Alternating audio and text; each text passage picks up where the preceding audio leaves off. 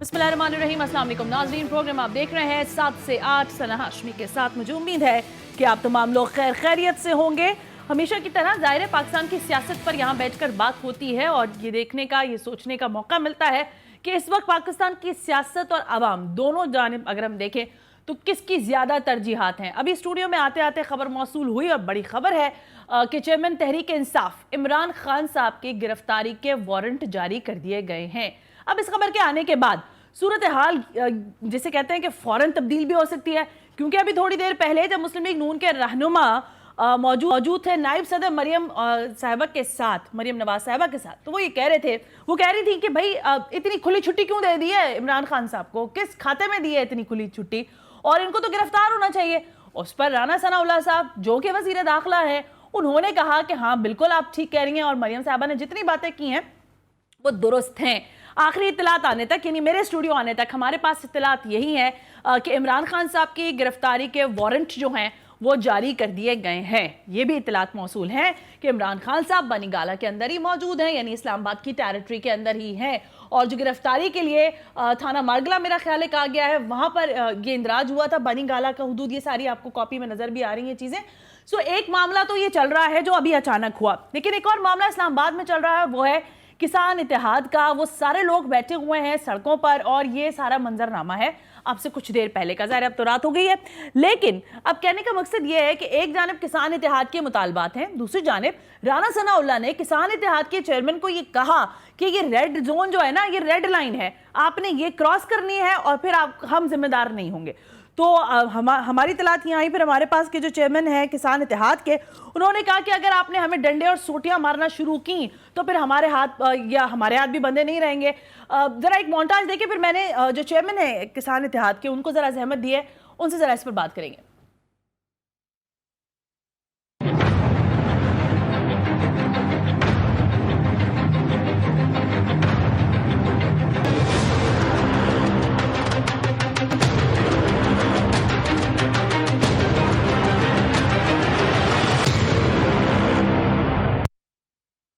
तो मामला कहां तक पहुंचा है, इस पर बात करते हैं खालिद हुसैन भाट साहब से। खालिद साहब अस्सलाम वालेकुम, बहुत बहुत शुक्रिया, चेयरमैन है आप किसान इत्तेहाद के। सर मुझे जरा ये तो बताइए कि अब आपके मामलात हमारी इत्तलात के मुताबिक तो आपके मुतालबात को हुकूमत जो मौजूदा है उसने तस्लीम कर लिया है, फिर क्या जवाब है कि आप वहीं बैठे हुए हैं और ना जाने की जिद आपने ले रखी है? देखिए जी, हमारी कोई जिद नहीं है। हमारी जिद ये है कि हमने अपने जो राइट थे, हमने राना सनाउल्लाह साहब से जो पहली मुलाकात की जिसमें चीमा साहब बैठे हुए थे, जिसने किसानों के साथ रवैया अच्छा नहीं रखा, जिसकी वजह से हम उठ के आ गए। उसके बाद राना साहब से जो हमारी दोबारा आज मीटिंग हुई, उससे राना साहब ने कहा कि मैं उस पहले दिन वो कह रहे थे कि आपके सारे मुतालबात मान लिए गए हैं ठीक है, और प्राइम मिनिस्टर आएंगे और आपसे मीटिंग करवाएंगे और आपका नोटिफिकेशन जारी कर देंगे। सही है। जब हम आज गए तो आज जब हम उधर पहुंचे तो उन्होंने कहा कि प्राइम मिनिस्टर साहब तो लेट आएंगे, वो लाहौर गए हुए हैं, मैं भी अपने गांव में हल्के में सियासत करने जा रहा हूं, लिहाजा आपको बुध या मंगल के दिन आपसे ये चीजें डिस्कशन होंगी। अच्छा। तो हमने कहा राना साहब ये नहीं हो सकता कि आप हल्के में वर्क करते रहें और प्राइम मिनिस्टर लाहौर में बैठे रहें और हम ये रोडों पे बैठे रहें, और कल परसों से हम अपने लोगों को रोक रहे हैं कि रेड जोन की यानी बी चौक की तरफ ना जाएं। लेकिन उन्होंने कहा कि अगर आप बी चौक की तरफ आएंगे तो जो मैंने इमरान खान के लिए तैयारी की हुई है वो मैं आपके साथ करूंगा। तो मैंने कहा जी, इमरान खान के लोगों के साथ तो आपने तैयारी की है या नहीं की, ये मेरे किसान है, आपने जो अपना शौक पूरा करना है वो कर लें, मैं रेड जोन की तरफ आ रहा हूँ। उसके बाद हम अपनी तैयारी करके रेड जोन की तरफ रवाना हो रहे थे और इंतजामिया और फोर्सेस भी हमारे सामने तैयार खड़ी थी, हमारा किसान भी तैयार खड़ा था। लेकिन इस बीच में दोबारा फिर इंतजामिया ने राब्ता किया और प्राइम मिनिस्टर साहब से कॉल आई, उन्होंने कहा कि हम इतना आपको लेट नहीं करेंगे, पीर शाम तक हम आपके जो आपने दिए हैं आपकी चीजें उसको फाइनल नोटिफिकेशन करके और बिजली का रेट पर यूनिट कम कर देंगे। ठीक है, लेकिन खालिद हुसैन भाट साहब अब मामला यहाँ पर आके रुक गया ना कि आपको पीर तक नोटिफिकेशन मिल जाएगा, तो उस वक्त तक तो आप जो रेड जोन है उस टेरिटरी में दाखिल नहीं होंगे, ये बात तय है या इसमें कुछ और चीज है? नहीं, बिल्कुल। देखें जी, हम अमन चाहते हैं, हम अपने पुलिस और अपने इंतजामिया के साथ वो तो चाहते हैं, क्योंकि कुछ लोगों का तो प्रैक्टिस है कि उन्होंने सारे मॉडल टाउन भी किए हुए हैं और बहुत सारे इश्यूज हैं, लेकिन हम नहीं चाहते कि मेरा कोई किसान शहीद और मेरा सिपाही शहीद हो। लेकिन जब देखा कि आखिरी वक्त आ गया मरने का, तो फिर हम अवानों के सामने जरूर मरेंगे जाके। लेकिन अभी जब वो मुज़ाकरात प्राइम मिनिस्टर की तरफ से ये एक अच्छी खबर आई है कि मैं मुज़ाकरात करने तैयार हूँ और पीर को ही आपको कर दूंगा, तो हम आगे 5-7 दिन से बैठे हैं। गवर्नमेंट की ये था कि ये हम इनको थका देंगे, मुज़ाकरात लेट करते जाएंगे, ये उठ के वापस चले जाएंगे। लेकिन मेरा किसान वापस जाने के लिए नहीं आया। उसने अपना घर का राशन, सामान, सब चीज लेके आया, इधर ही खाना बना रहा है, इधर ही बैठा है। तो मेरी प्राइम मिनिस्टर साहब से ये रिक्वेस्ट है कि राना सावला और तारिक बशीर चीमा जो नहीं चाहते कि ये हमारे साथ हो जाएं, आप इस हालात को खराब ना करें। किसान वापसी का रास्ता नहीं है। नाम इमरान खान के लोगों को समझे कि उनको आपने शेलिंग करके वापस कर दिया था। भट्ट साहब, एक चीज पूछूं मैं आपसे, देखिए राना सनाउल्लाह साहब ज़ाहिर वजीर दाखिला भी है। आप जब तारिक बशीर चीमा साहब का नाम लेते हैं तो वो उस मीटिंग में थे जिसमें आपने कहा कि अगर ये मौजूद होंगे तो फिर बात तो नहीं हो सकती, फिर तो झगड़ा ही होगा क्योंकि उन्होंने अपने घर वालों में झगड़ा करा दिया। लेकिन मामला ये फरमा दें कि आप मुतमईन हैं जो बातचीत आपकी राना सनाउल्लाह के साथ हुई है, जिन चीजों पर उन्होंने आपके मुतालबात को तस्लीम किया, सारे मुतालबात तस्लीम कर लिए हैं या अभी मजीद कुछ मनमाना बाकी रह गया है? जी, राना सनाउल्लाह साहब ने तो हमारे साथ जो आज मीटिंग हुई, बिल्कुल उसमें वो मुज़ाकरात हमारे कोई कंप्लीट नहीं हुए। उसने तो बिल्कुल हमें कहा कि आपने जो करना है वो करें, जो मैंने करना होगा मैं करूंगा। तो हम बिल्कुल रेडी होके वापस आ गए और हम रेड डी चौक की तरफ जब जाना शुरू किया, उसी टाइम इंतजामिया, डीसी साहब, कमिश्नर साहब, उन्होंने मेरे से रब्ता किया कि प्राइम मिनिस्टर साहब रब्ता करना चाहते हैं। वो कहते हैं कि अगर राना साहब ने ऐसी बात की है तो ऐसी कोई बात नहीं है। मैं पीर की शाम तक, क्योंकि फिनांस मिनिस्टर और पावर और फूड एंड सिक्योरिटी का इशू है, ये तीनों लोग बैठेंगे और मुझे इनको मैंने ड्यूटी लगाई है, तो पीर को मुझे ब्रीफ देंगे कि हम कितनी सब्सिडी दे रहे हैं खाद पे और दूसरी चीजों पे। इस वजह से मुझे एक दिन का और वेट दे दें। आप 5-6 दिन से बैठे हैं, एक दिन के लिए दे दे, लेकिन आप वापस चले जाए और मैं कर देता हूँ। मैंने कहा वापस तो मैं जाऊंगा नहीं, आप एक दिन हम और आपको दे देते हैं। अगर आप पीर को आप नहीं करेंगे तो हम फिर बिल्कुल डी चौक जाएं। ओके, यानी पीर तक के लिए आपने उनको डेडलाइन दे दी है कि पीर तक आप नोटिफिकेशन जारी कर दें, वरना हम फिर रेड लाइन क्रॉस करेंगे, राइट? जी बिल्कुल। और दूसरा भी मैं बनी गाला गया था। जी, मैं अभी पूछने लगी थी आपसे। हमने देखिए जी, हमारे ये फेडरल गवर्नमेंट के इशू में कुछ 18वीं तरमीम के बाद सबाई इश्यूज हो गए थे। सबाई गवर्नमेंट के पास है। जी, केपी के और पंजाब के अंदर, बिल्कुल। जी, अभी आप देखेंगे हमारी जो सिंध में गंदम का रेट 4,000 रुपये मन कर दिया, पंजाब में 3,000 है। अब मेरा सारा दौर पंजाब की और सिंध की साथ मिलती हुई है। पहले हमारी टोटल गंदम जो है वो अफगानिस्तान स्मगलिंग हो जाती है।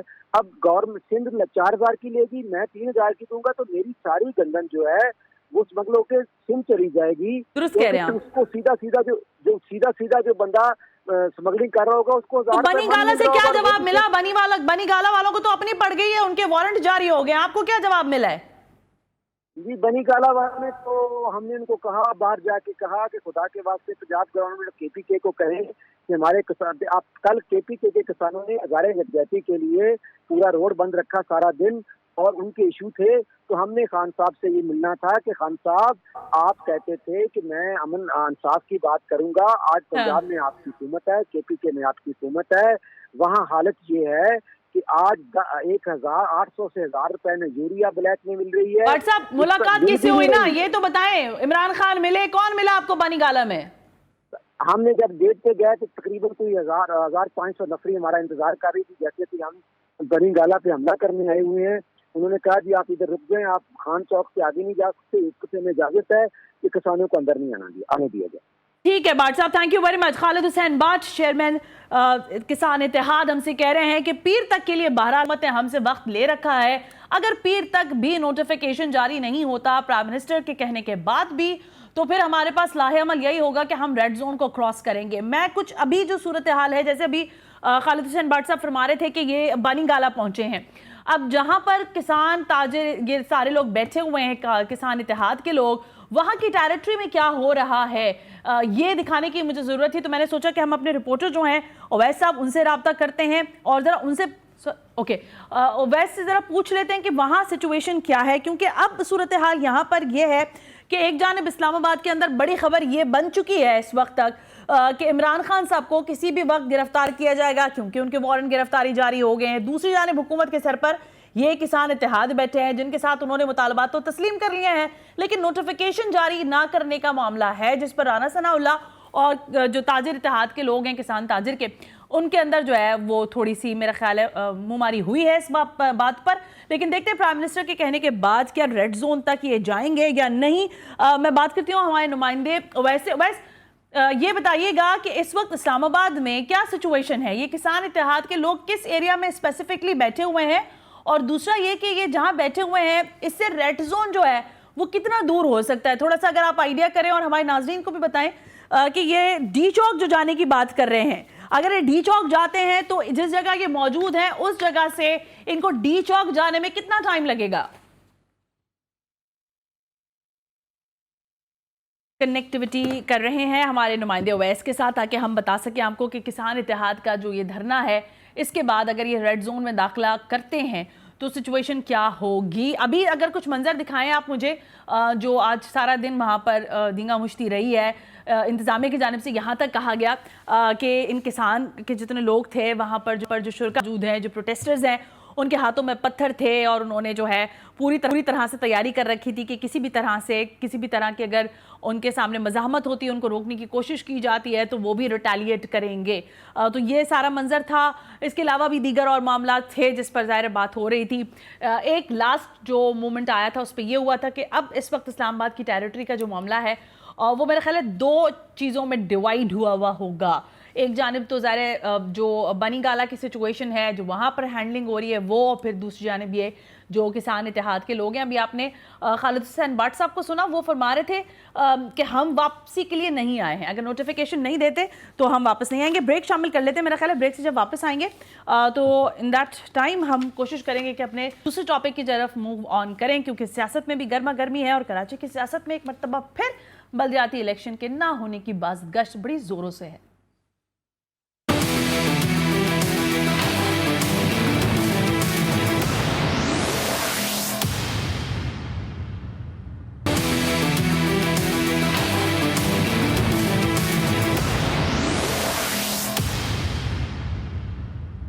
वेलकम बैक नाज़रीन, हम ब्रेक पर थे और ब्रेक पे जाने से पहले मैंने आपसे कहा था कि ज़रा आप पाकिस्तान की सियासत पे बात कर लेते हैं। बात तो मुझे आज बिलखुसूस ज़ाहिर है कराची के मामलात पर करनी थी, लेकिन मैंने जैसे आपसे कहा कि बस स्टूडियो आते आते ये जो खबर मिली कि अब वारंट गिरफ्तारी जो हैं वो जारी कर दिए गए हैं, तो क्या इमरान खान साहब की गिरफ्तारी के लिए इत्तेहादी भी इस बात पर उनका इजमा है कि उनको गिरफ्तार करना चाहिए या नहीं। इंपॉर्टेंट शख्सियत है, पाकिस्तान की सियासत की नब्ज पर हाथ रखती हैं।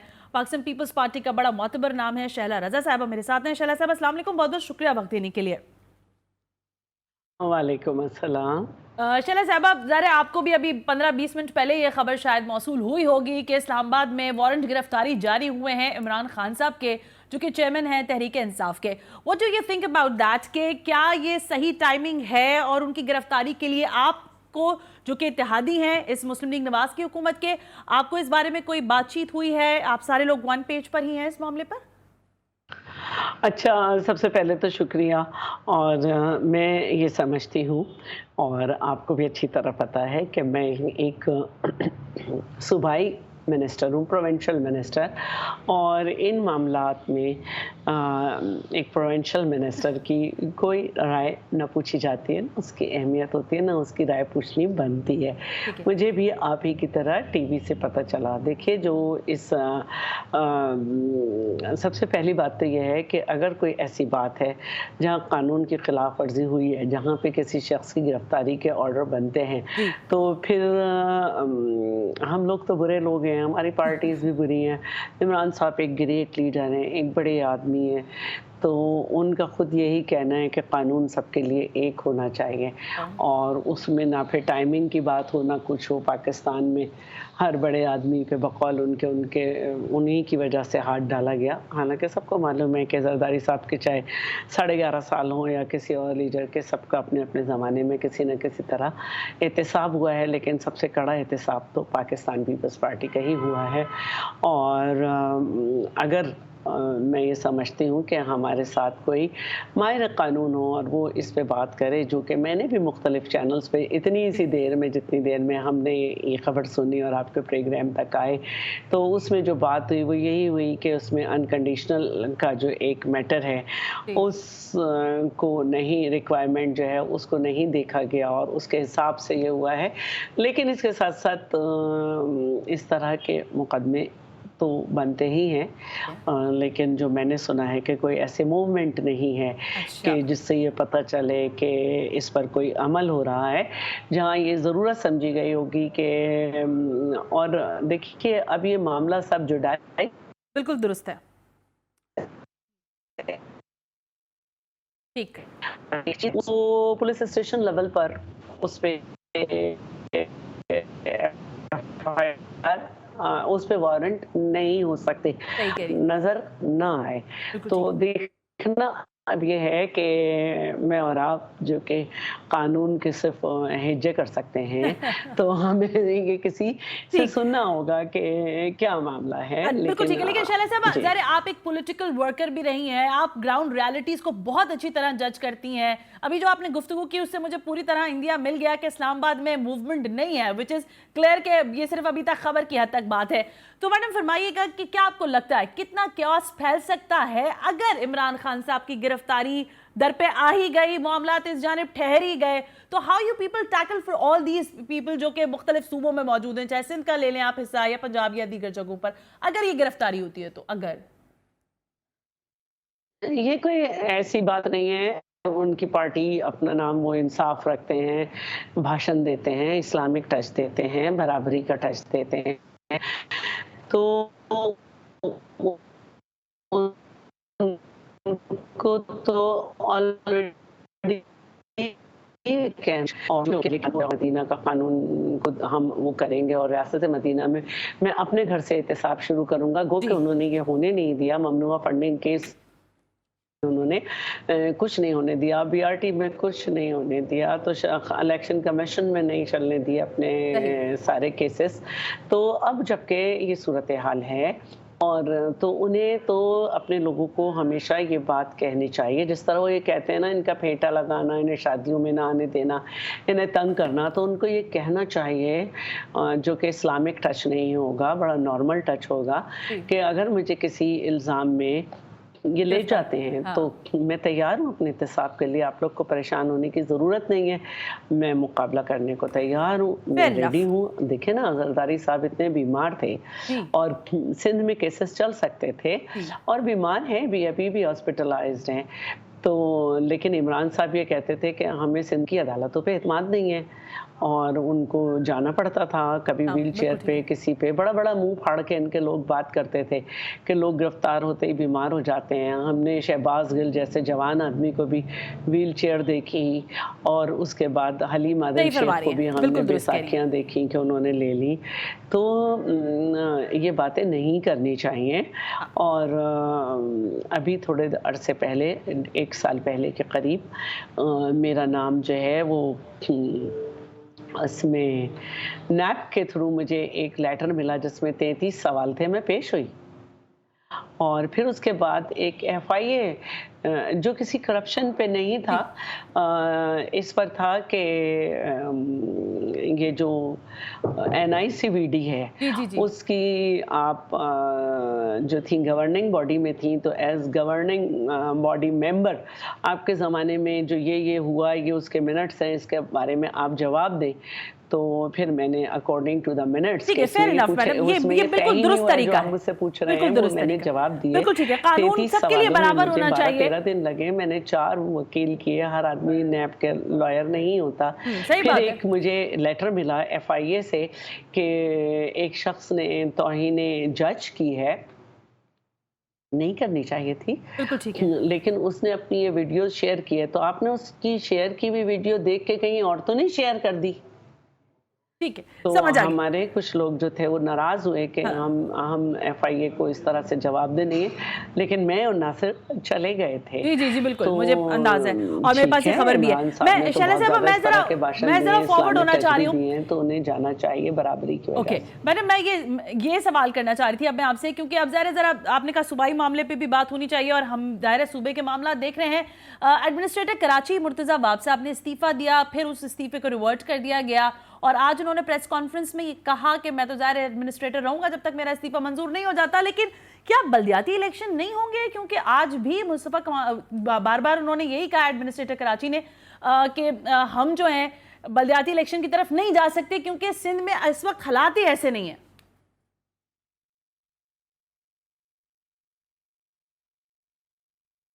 ओके, मैं जरा मुर्तजा भाब साहब की वो गुफ्तगू आपको सुना दूं जो आज उन्होंने बलदियाती इलेक्शन के हवाले से कही है।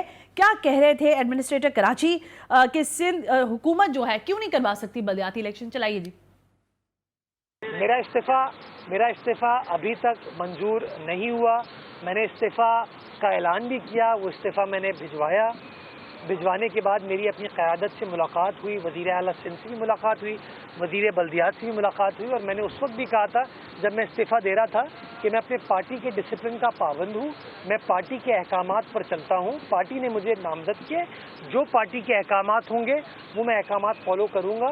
और मैंने बताया था कि मैंने इस्तीफ़ा अपनी ज़ाती कैपेसिटी में दिया है, तो वो ज़ाती कैपेसिटी ना पार्टी ने उस इस्तीफ़े को अभी तक एक्सेप्ट नहीं किया, तो यानी कि अभी तक तो मैं एडमिनिस्ट्रेटर हूँ। एडमिनिस्ट्रेटर रहने की बात की है, लेकिन जो बलदियाती इलेक्शंस ना करने की बात की वो सुनवा दें। देखिए, अभी तक इस हवाले से कोई फैसला नहीं हुआ, लेकिन मैं ये बताना चाहूँगा कि फेज़ वाइज इंतखाबात करने का फ़ैसला इसलिए किया गया था और इसलिए किया जाता है कि आपके बल्दियाती इंतखाबात चूँकि ग्रास रूट लेवल के इंतखाबात होते हैं, तो आपके नंबर ऑफ़ पोलिंग स्टेशन जो है ना वो आम इंतखाबात से कई गुना ज़्यादा होते हैं, तो आपको ज़्यादा एडमिनिस्ट्रेशन की रिक्वायरमेंट होती है, ज़्यादा पुलिस की नफरी आपको डिप्लॉय करनी होती है। तो फैसला ये किया गया था कि 2 हिस्सों में किया जाए। जब आपने सिंध के 4 डिवीजन्स के अंदर पहले इलेक्शन किया तो कराची हैदराबाद की पुलिस भी वहाँ पर मौजूद थी उनको असिस्ट करने के लिए, और कराची हैदराबाद में जब ये इलेक्शन मुनक्किद होना था तो आपके उन 4 डिवीजन यानी कि सखर, लाड़काना, शहीद बेनज़ीराबाद, मीरपुर खास डिवीज़न की पुलिस को कराची हैदराबाद आना था इलेक्शंस के प्रोसेस को मॉनिटर करने के लिए और लॉ एंड ऑर्डर की सिचुएशन को यकीनी बनाने के लिए। जो सैलाब की सूरत हाल है, जो बारिशों की जैसे सूरत हाल हुई है, उसकी वजह से वो लोग यहाँ नहीं आ सकते, बल्कि यहाँ के लोग कराची से, हैदराबाद से बहुत सारी डिप्लॉयमेंट बाकी अजला में हुई हुई है। तो हमें इंतज़ामी एतबार से, लॉ एंड ऑर्डर के एतबार से इस वक्त एक दिक्कत का सामना है, लेकिन इसको हम चेक कर रहे हैं पुलिस आईजी साहब से भी और चीफ सेक्रेटरी साहब से। इस मामलात के ऊपर एडमिनिस्ट्रेटिवली चेक किया जा रहा है, उसके बाद ये फैसला किया जाएगा और फिर इलेक्शन कमीशन से रुजू कर लिया जाएगा। बट प्रैक्टिकली एक बहुत बड़ी दिक्कत है कि अमन व अमान की सिचुएशन को कंट्रोल करने के लिए आपको पुलिस को उन बाकी 4 डिवीजन से कराची हैदराबाद लाना था, और वो एक प्रॉब्लम है जिसको करने में प्रॉब्लम होगी हमको। जी, मुर्तजा भाब साहब ने आज जो कुछ कहा, जरा इस पर बात करते हैं, लेकिन इस ब्रेक के बाद प्रोग्राम आप देख रहे हैं 7 से 8।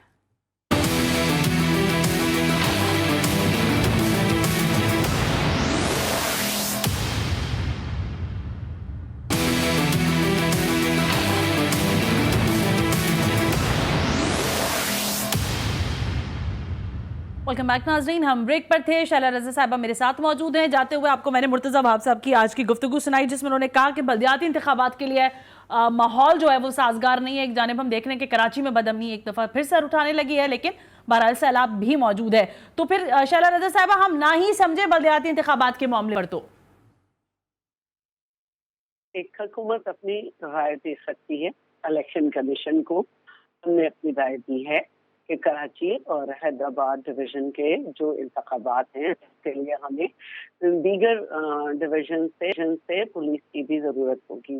सेकेंडली ये कि डिस्ट्रिक्ट ईस्ट के, वीर के और स्कूल में भी और कॉलेजेस में भी है वो 20,000 से ज्यादा कराची में भी मौजूद है।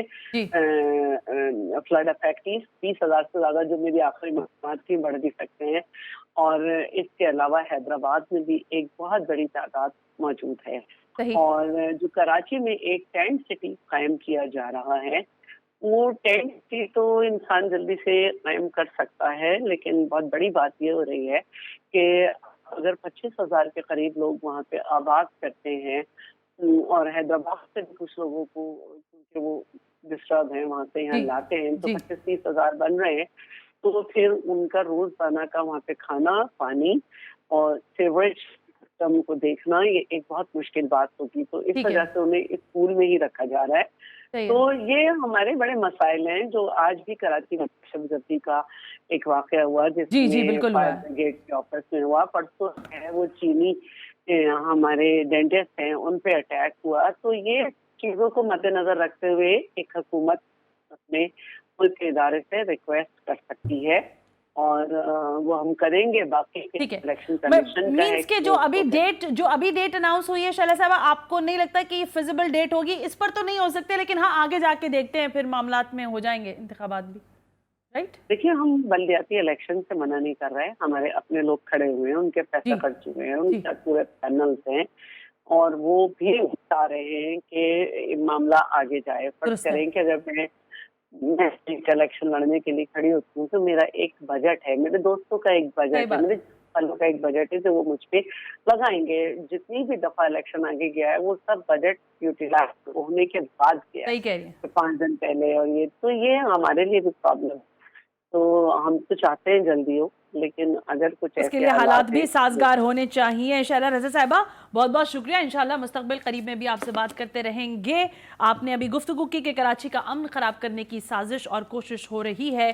कराची में एक के बाद दीगरे, यानी 2 दिन के अंदर अंदर अगर हम बात करें तो 2 वाक़यात पेश आए, और आज हमने देखा तेसर टाउन के अंदर CCD की एक अहम कार्रवाई, जिसमें दहशतगर्दों का गिरोह जो है वो पकड़ा भी गया। जो 2 रोज़ पहले आई वो सदर के इलाके में एक दंदान साज चाइनीज़ के क्लिनिक के ऊपर जो है वो फायरिंग करके उसको हलाक किया गया। और फिर आज कल रात से ये खबर आई कोरंगी में कि वहाँ पर भी फायरिंग की गई नामालूम अफराद की जानिब से, और वहाँ पर जो फायर टेंडर्स के लोग थे, फायर ब्रिगेड के जो अमला था, उसमें लोग शहीद हुए हैं। सौलत जाफरी मेरे साथ मौजूद हैं। सौलत, ये कुछ मालूमात मिली है कि ये कैसे इस वक्त एकदम फिर हम देख रहे हैं कि कराची का अमन तबाह करने की साजिश हो रही है, पैदर पे वाक़यात देखने को मिल रहे हैं? तो देखिए, कराची शहर की अगर बात करें तो गुज़िश्ता 3 रोज़ के दौरान दूसरा दहशतगर्दी का वाक़या सामने आया है। पहला वाक़या सदर एम्प्रेस मार्केट के करीब हुआ था, जबकि गुज़िश्ता रात जिस मुकाम पे इस वक्त मैं खड़ा हुआ हूँ, ये कोरंगी बिलाल चौरंगी के करीब फायर ब्रिगेड का कोरंगी स्टेशन है, जहाँ पे गुज़िश्ता रात फायरिंग का वाक़या हुआ है। फायरिंग के नतीजे में 2 अफराद, जिसमें महबूब और जो है वो इरशाद शामिल हैं, जो कि इरशाद ज़ख्मी हैं, जबकि आमिर और महबूब जो है वो जाँ बहक हुए थे। इस दरवाजे से जो है वो ये लोग दाखिल हुए हैं, 2 मुसल्लम मुल्ज़िमान। उसके बाद ये पीछे मेरे कंट्रोल रूम है, यहाँ पर आए हैं पर जो है वो 2 अफराद को। जी सौलत, आप मुझे दिखाइए, ये यहाँ से एंटर हुए हैं ये लोग? आज बिल्कुल इस दरवाजे से, मरकजी दरवाजे से ये लोग जब एंटर हुए हैं और उसके बाद ये कंट्रोल रूम में दाखिल हुए हैं। कंट्रोल रूम में दाखिल होने के बाद इन्होंने जो है वो इनसे मालूम किया कि आपके कितने मुलाजमीन यहाँ पे मौजूद हैं। इन्होंने बताया कि पीछे की तरफ इनके मजीद मुलाजमीन जो है वो सो रहे हैं। इन्होंने 2 मुलाजमीन को जो है वो उठाकर बाहर लेकर आए और फिर उनसे कहा कि आपके पास यहाँ पे सिक्योरिटी गार्ड कौन है? जो महबूब था सिक्योरिटी गार्ड, उसने बताया कि मैं सिक्योरिटी गार्ड हूँ। उन्होंने उसको बोला कि कलमा पढ़ो और उसको फिर फायरिंग करके जो है वो कत्ल कर दिया। तहम जो इरशाद और आमिर थे, उन्होंने मुज़ाहमत करने की कोशिश करी, जिसके बाद इरशाद को जो है वो जख्मी किया और आमिर को जो है वो जाँ बहक किया है। अच्छा सौलत, मुझे ये बताइए, जो CCTV, एक मिनट सौलत, जो CCTV कैमरास की जानिब से जो फुटेज मौसूल हुई है वो कितनी मददगार है? कितने साफ चेहरे देखे जा सकते हैं उन नामालूम लोगों के जिन्होंने ये वारदात की है? जो इस इलाके के महले वकूफ़ से आपको आगाह करूं तो यहाँ पे CCTV कैमरास जो है वो मौजूद नहीं है। दूसरी चीज़ जो कि वाक़े का मुकदमा जो दर्ज हुआ है वामी कॉलोनी में, उसका जो मुद्दई है जीशान, वो उस वक्त यहाँ पे मौजूद था और वो ऐनी शाहिद है। वो ये बताता है कि एक शख्स ने मास्क पहन रखा था, जबकि दूसरे ने जो है वो हेलमेट लगा रखा था, तो उनकी शनाख्त जो है वो पॉसिबल नहीं हो सकी है। 9 mm के खोल जो है वो जाए वकवा से मिले हैं, जो कि फॉरेंसिक के लिए भिजवाए गए हैं। पुलिस को ये शुबा है कि जो खोल हैं वो हो सकता है किसी वारदात से मैच कर जाएँ, जिससे ये आसानी होगी कि आया ये जो मुल्ज़िमान थे वो किस वारदातों में जो है वो कराची शहर में मुलविस थे। इसी तरीके से जो पुलिस समेत दीगर करने वाले इदारे हैं वो वक्फे से यहाँ पे पहुँच रहे हैं और इस जगह का जो है वो मुआयना कर रहे हैं। अब से कुछ देर कबल क्राइम सीन यूनिट की टीम भी जो है वो यहाँ पे पहुंची थी और उसने कई शवाहिद इकट्ठे किए हैं, जिसमें फिंगरप्रिंट्स हैं और दीगर शवाहिद। लेकिन सौलत साहब, क्योंकि आप क्राइम की बीट करते हैं, आप क्राइम रिपोर्टर हैं, तो मैं आपसे जानना चाहूंगी कि इस सारे वाकये के बाद, देखिए एक के बाद एक वाकया, आज तेसर टाउन के अंदर भी हमने देखा कि बड़ी कार्रवाई की है CTD ने, और उससे पहले हमने तस्करा किया सदर के इलाके के अंदर जो वाकया पेश आया, फिर एक आज कोरंगी का वाकया। सो क्या पुलिस का लाइजॉन, क्या इंफॉर्मेशन आप तक पहुंच रही है? ये अचानक कैसे ये सारी चीजें ट्रिगर हुई हैं? देखिए सना साहिबा, हमारे जो ज़राए हैं वो ये दावा करते हैं कि कराची शहर में इस वक्त जो है वो दहशतगर्द तंजीमें एक्टिव होती हुई दिखाई दे रही हैं। गुज़िश्ता हफ्ते भी जो है वो कानून नाफिज करने वाले इदारों की जानिब से एक थ्रेट लेटर जारी किया गया था, जिस पर इम्प्लीमेंट नहीं किया गया, जिस पर सिक्योरिटी को नहीं बढ़ाया गया शहर की। और फिर जो है वो हमने देखा कि यके बाद दीगर जो है वो दहशतगर्दी के वाक़यात सामने आए हैं। चूँकि ये मुकाम जो है वो इंतहाई जो है वो यहाँ पे सिक्योरिटी लेस है, यहाँ पे सिक्योरिटी मौजूद नहीं है। और इसी तरीके से अगर बात करें, जो गुज़िश्ता 2 रोज़ कबल एक वाक़या हुआ है सदर के इलाके में, वहाँ पे भी हमने देखा कि वहाँ पे भी सिक्योरिटी ना होने के बराबर थी। आज जो सीटीडी की जानिब से कार्रवाई अमल में लाई गई है जंजाल गोट में, वहाँ से भी जो है वो भारी मिकदार में बारूदी मवाद जी बिल्कुल, वो मैंने देखा। सोलत, मैं ये जानना चाह रही थी कि ये जो जहाँ पर आप खड़े हुए हैं, जहाँ ये फायर स्टेशन है, इसका मकसद है अभी यहाँ पे अंधेरा हो रहा है, तो जाहिर अगर आधी रात का वक्त होगा तो मजीद ज्यादा अंधेरा होगा, किसी किस्म की कोई सिक्योरिटी नहीं है। और दूसरी अहम बात यह है कि यहाँ पर सीसीटीवी कैमरास भी नहीं लगे हुए हैं, यहाँ पर इस पूरे एरिया में कहीं नहीं है। बिल्कुल सना साहिबा, मैं आपको बताऊं कि यहाँ पे सिक्योरिटी ना होने के बराबर है। मेन सड़क जो है वो यहाँ से गुजर रही है और जो यहाँ पे फायर ब्रिगेड का अमला है वो बेयारो मददगार यहाँ पे बैठा हुआ है। ना होने से बराबर क्या मतलब है सौलत? मुझे बताया ना कि जैसे सब कभी हम देखते हैं कि गली के कॉर्नर पर एक मोबाइल खड़ी होती है, वो भी नहीं है, या सिरे से इस पूरे एरिया के अंदर कोई मोबाइल, कोई गश्त वगैरह पुलिस करती ही नहीं है? देखिए सना साहिबा, यहाँ के जो लोग हैं उनसे हमारी बात हुई, उन्होंने ये बताया कि दिन में एक दफ़ा मोबाइल गुजरती है और रात में किसी भी वक्त में जो है वो एक दफ़ा मोबाइल गुजर के यहाँ से चली जाती है। जिसके बाद जो ये फायर ब्रिगेड का स्टेशन है, कोरंगी फायर ब्रिगेड स्टेशन, वो यहाँ पे जो है वो खाली पड़ा रहता है और जो ऑपरेटर्स होते हैं वो इस कमरे के अंदर जो है वो बैठे हुए होते हैं। इनके साथ इनका एक अपना जो है वो। ठीक है, बहुत शुक्रिया सौलत जाफरी हमसे बात करने के लिए और हमें अपडेट करने के लिए। कराची का अमन खराब करने की कोशिश की जा रही है, लेकिन कानून नाफिज करने वाले और इदारे और हुकूमत पूरी तरह चौकन्ना है। मामला ये भी है कि इस वक्त जो कुछ हो रहा है, शायद अगर इस पर अभी से ही इसकी कंसिडरेशन नहीं की गई तो मामला हाथ से भी निकल जाते हैं, जैसा हमने माजी में देखा है। आज के प्रोग्राम से सना हाशमी को इजाजत दीजिए। अल्लाह हाफिज।